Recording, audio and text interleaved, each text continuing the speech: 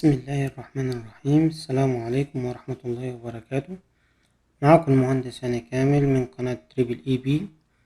النهاردة ان شاء الله في الفيديو ده عايزين نتعلم مع بعض ازاي بيتم الربط ما بين الشبكة والمولدات. انا عندي هنا شبكة مثلا بتغذى عن طريق لاين 1 بيغذي بسبار، تمام، وعندي جنريتور واحد وجنريتور اتنين، وعندي مجموعة احمال موجودة على البسبار.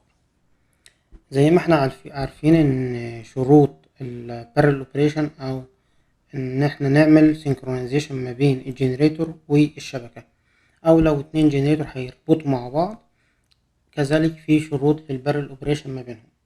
طبعا الشروط ديت اهمهم 4 شروط اساسية. اول شرط ان يكون الفيس سيكونس متساوي، نفس الفيس سيكونس، بمعنى ان الفيزا ريد بعدها اليالو بعدها البلو، ده مثلا بالنسبة للشبكة، كذلك بيقابلها الريد واليالو والبلو بالنسبة للجنريتور، وليس ان يكون في فيزات معكوسة. وبالتالي الروتيشن انتي كلوكوايز مثلا للشبكة هيكون نفسه انتي كلوكوايز بالنسبة للجنريتور. ده اول شرط. يبقى اول شرط الفيس سيكونس. تاني شرط الانجل، الفولتج انجل، تمام. بمعنى انا مثلا عندي الفيزا A، ولنفترض الانجل بتاعتها -10 -10 مثلا بالنسبة للشبكة، بيكون للجنريتور مثلا نفس الفيز انجل علشان اقدر اقفل البريكر ويحصل شروط سينكرونايز. ده تاني شرط. طبعا لو الفيز انجل مختلفة معنى كده ان في سريان باور كبير هيحصل بين الشبكة وبين الجنريتور على قيمة حسب الفرق، او حسب الفرق اللي موجود ما بين الفيز انجل. دي نقطة. التانية، النقطة التالتة قيمة الجهد. قيمة الجهد ما بين الشبكة مفروض تكون متساوية مع قيمة الجهد للجنريتور، تمام. النقطة الرابعة يكون التردد متساوي، تردد الشبكة هو نفسه تردد الجنريتور، تمام. طبعا موضوع التردد احنا هنشوفه واحنا بنعمل سنكرونايز، لان في كونديشن معين لازم نحققه اثناء السنكرونايز علشان الجنريتور يربطه هو ستيبل، ما يحصلش فيه مشاكل، تمام. انا عندي دلوقتي هنبتدي نشغل السيستم بتاعنا.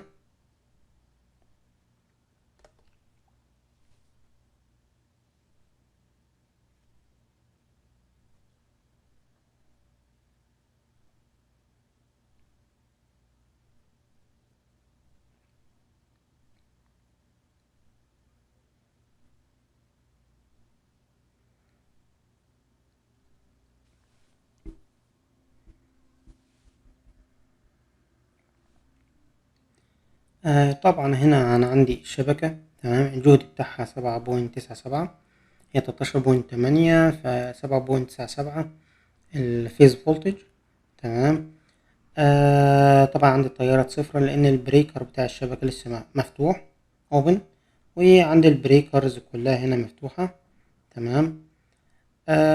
هنبتدي بقى. عندي كذلك هنا الجنريتور التاني، أنا ابتديت إن هو من الجنريتور دلوقتي موجود شغال وبيغذي بعض المساعدات الخاصة بيه، تمام. انما البريكر اللي رابط الجنريتور بالبسبار مفتوح، كذلك الجنريتور رقم 1 بيغذي المساعدات الخاصة بيه، ولكن البريكر اللي بيربط مع الشبكة او بيربط مع البريكر مفتوح، تمام. وعندي هنا السينكرو تشيك او سينكروسكوب، وهنشوف ازاي هنستخدمه. نرجع هنا.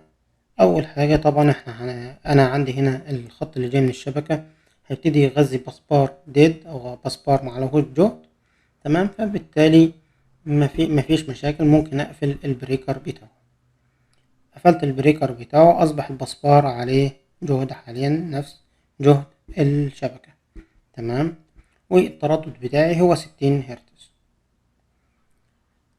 زي ما احنا شايفين هبتدي اغذي مثلا، ممكن ابتدي اغذي الاحمال. ادي لود واحد مثلا، لود رقم 1 ابتدى يتغذى عن طريق الشبكة، تمام. ولنفترض مثلا محتاج اغذي كمان لود 2. ادي لود 2، يبقى انا دلوقتي عندي حملين مثلا موجودين وبيتغذوا عن طريق الشبكة، تمام. لو افترضنا ان في وقت زي كده انا محتاج ادخل الجنريتور، سواء كانت اللودز موجودة او اللودز مفصولة. تمام. المهم ان دلوقتي انا عندي الشبكة بتغذي نفس البسبار، فبالتالي محتاج دلوقتي اعمل سينكرونايز ما بين البسبار وما بين الجنريتور.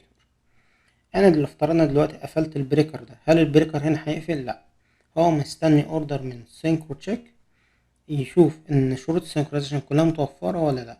بعد ما يشوف ان هي متوفرة يسمح بدخول البريكر. تمام. زي ما احنا شايفين انا عطيت اوردر للبريكر، بس البريكر ما فتحش، ما وصلش. تمام. لسه البريكر اوبن.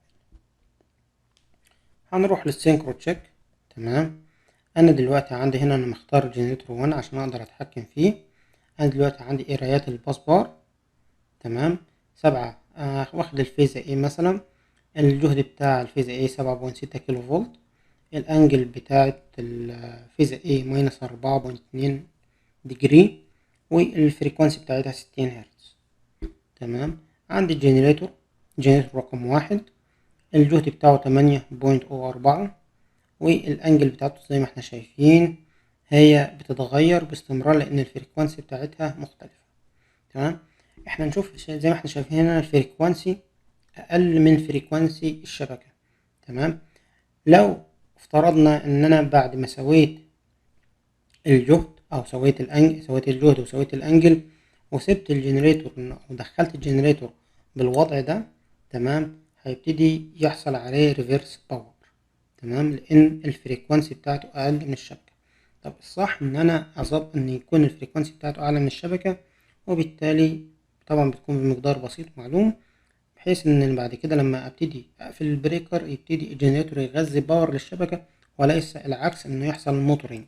تمام. عشان ما يكسرش الشفط ويعمل مشاكل في التربينة وفي الشفط بتاع الجنريتور بتاع التربينة. تمام. هنبتدي دلوقتي محتاجين نرفع طبعا زي ما احنا شايفين ده الفيز ديفرنس او انجل ديفرنس. تمام. ده الاتجاه ده معناه او الحركة ديت معناها ان الزاوية بتاعت او معناه ان الجنريتور الفريكوانسي بتاعته اقل من الشبكة وبالتالي ابطأ من الشبكة. تمام. فانا محتاج ان هو يلف العكس، او معنى اصح ان يكون الفريكوانسي اعلى.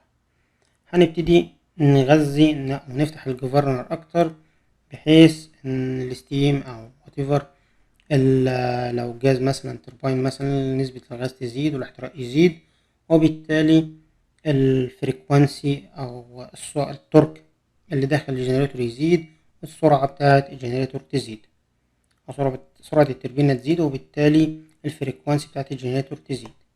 هبتدي ارفع الباور اللي داخل الجنريتور. هنبتدي ناخد بالنا من الفريكوانسي اللي هو هتبتدي تزيد. انا طبعا بزودها بالراحة.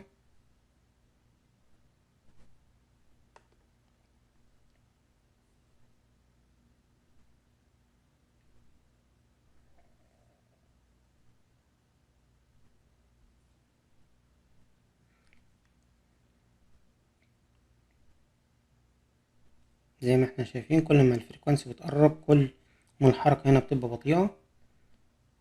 دلوقتي نفس الفريكوانسي. تمام. الفريكوانسي ابتدت تزيد اهيت. انا محتاج طبعا ان هو كذلك المؤشر يدخل في المنطقة الخضراء دي. تمام. ده بند مسموح بيه بحيث ان انا اقدر ادخل الجنريتور. طبعا انا عندي هنا جهد الباص وجهد الجنريتور مختلفين. كذلك انا لو قربت لو سبته بالشكل ده معناه جهد الجنريتور اعلى من جهد الباص، وبالتالي اول ما اقفل البريكر هيبتدي يغذي ميجا فار للشبكة. تمام. ممكن اقلل جهد الجنريتور بحيث ان انا اقربه من جهد الباص. تمام.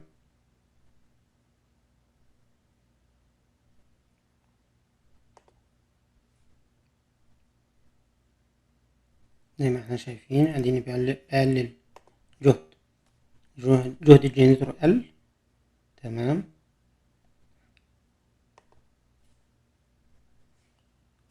تقريبا يساوي جهد الشبكة حاليا دلوقتي. تمام. زي ما احنا شايفين وشايفين هنا القيم تقريبا زي بعض. هبتدي انتظر بعد كده. انا عندي هنا الفريكوانسي أعلى، فريكوانسي الجنريتور أعلى من الشبكة. تمام. أول ما يبتدي يدخل هنا في المنطقة اللي لونها أخضر دي، هبتدي أقفل، أودي أوردر مانيوال، أو لو أنا ظابط السيتنج أوتوماتيك، وبالتالي سينكرو تشيك هيد أوردر أوتوماتيك. دلوقتي هبتدي أدي أوردر مانيوال. تمام. عطيت أوردر مانيوال، ودي دلوقتي اللي أصبح. نشوف هنا البريكر، هنلاقي البريكر قفل فعلا. تمام. والفريكوانسي 60 هرتز. تمام، نفس فريكوانسي الشبكة. وبيبتدي الجنريتور عليه مجموعة أحمال واخدها من الشبكة، وبيبتدي يغذي لللود، يعني ابتدى يساهم مع الشبكة في تغذية اللود. تمام. ممكن أرفع الجهد بتاعه شوية وأرفع التحميل عليه. يعني أنا مثلا لو عايز أرفع الجهد بتاعه ل8 كيلو فولت، هبتدي أزود الإكزيتيشن. طبعا معناه إنه كذلك هيبتدي هو يغذي ميجا فار للشبكة.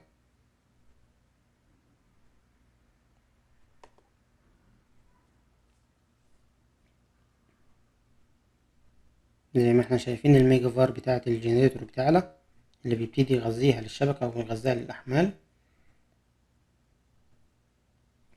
وفي المقابل الميجا فار اللي كنت واخدها من الشبكة ابتدت تقل.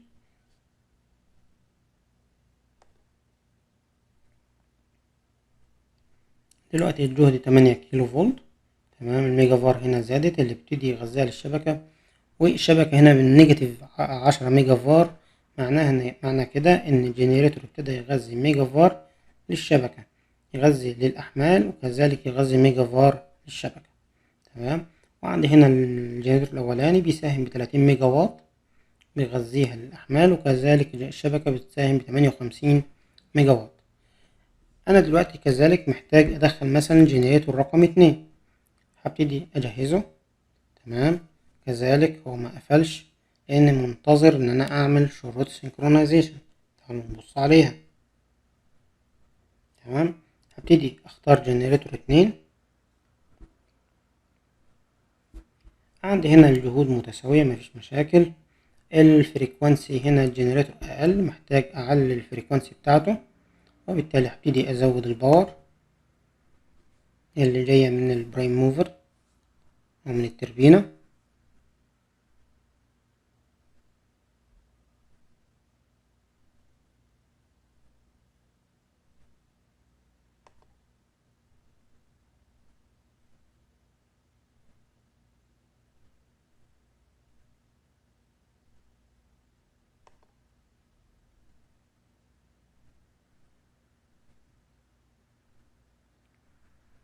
زي ما شايفين الفريكوانسي بتزيد، وهيبتدي السينكروسكوب يبتدي يعكس الحركة بتاعته. هنتظر أول ما يوصل للجزء الأخضر ده، بعد كده أقفل المانيوال للبريكر.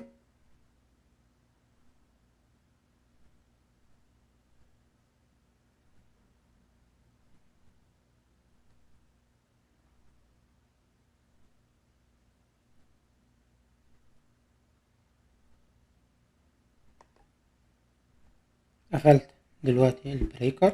تعالوا نبص. دلوقتي كذلك البريكر مقفول، وعندي أصبح جنريتور 2 كذلك بيغذي الشبكة. تمام. وكذلك ابتدى يرمي أحمال على الشبكة زي ما احنا شايفين، أو ابتدى يساهم جزء من الأحمال، ويغذيها. لو افترضنا ان انا زودت دلوقتي التحميل، دخلت لود 3، هبتدي الأحمال بتاعته تتوزع على الجنريتور وعلى الشبكة. تمام. في نفس الوقت السيستم بيحاول يحافظ على فريكوانسي 60 هرتز. لو افترضنا ان انا دلوقتي محتاج احمل الجنريتور مع الجنريتور رقم 1 اكتر. تمام. انا عندي هنا 80 ميجا واط، محتاج ان انا ارحل جزء منها للجنريتور رقم 1. تمام. هبتدي ازود الباور، افتح الجفرنر خاص بالتربينة، وبالتالي باور اللي راح الجنريتور تزيد. زي ما احنا شايفين الباور هنا بتزيد، في المقابل هنا بتقل من الشبكة. في نفس الوقت الفريكوانسي ما زالت عندي ثابتة.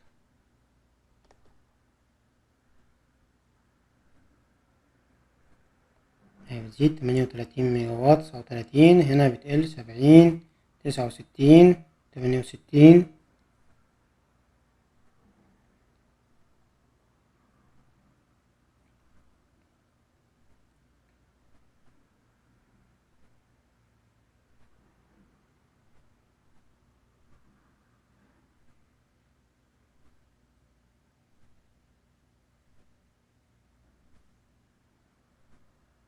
زي ما احنا شايفين دلوقتي وصلت ل64 ميجا وات، جنريتور رقم 1، والشبكة نزلت ل42 ميجا وات.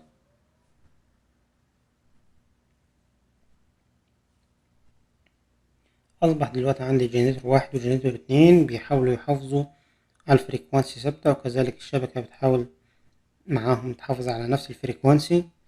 كذلك عندي الجنريتور الاكسيتيشن بيحاول يحافظ على الجهد 8 كيلو فولت. تمام. أصبح هنا مثلا عندي 75 ميجا وات، وعندي هنا 42 ميجا وات، وعندي هنا الشبكة 32 ميجا. هنبتدي نشوف جزء من فيديو اكشوال متسجل للسيستم الاوتوماتيك. احنا هنا شفنا المانيوال، هنشوف لحاجة متسجلة في محطة لربط او عمل سينكرونايزيشن اوتوماتيك.